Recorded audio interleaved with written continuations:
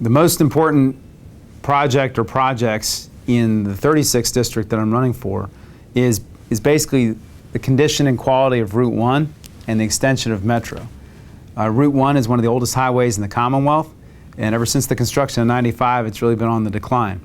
But with the job explosions that we've seen at Fort Belvoir and at Quantico, and also with the huge amount of volume we see on 995, improving Route 1 and getting transit into southern Fairfax County and southern Prince William County have really become absolutely critical. Fort Belvoir today employs more people in the United States Pentagon.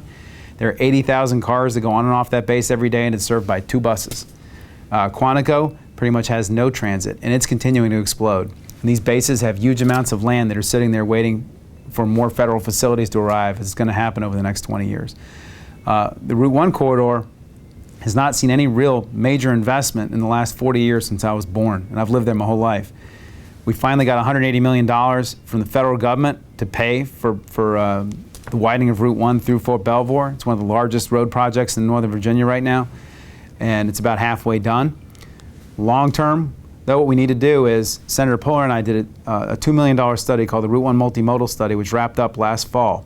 It recommended a 14-mile-long median dedicated bus rapid transit system from the Huntington Metro Station through Fort Belvoir all the way down to the Woodbridge VRE, with multi-use paths down either side for bicycling and for walking, and for a 6-lane Route 1 the entire length.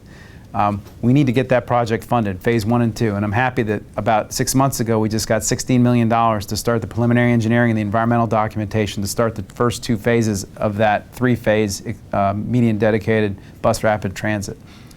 The next thing we need to do is extend the yellow line 2 stops down to Hybla Valley, and then we need to bring the blue line right down 95 through the engineering proving grounds, down to Woodbridge, Potomac Mills, down to Dumfries, and hopefully get it to Quantico. Everywhere we've built transit in Northern Virginia, it's brought jobs. We just saw last week that Alexandria just got 4,000 jobs from Arlington County because they were able to provide rent cheaper near a metro station in Alexandria.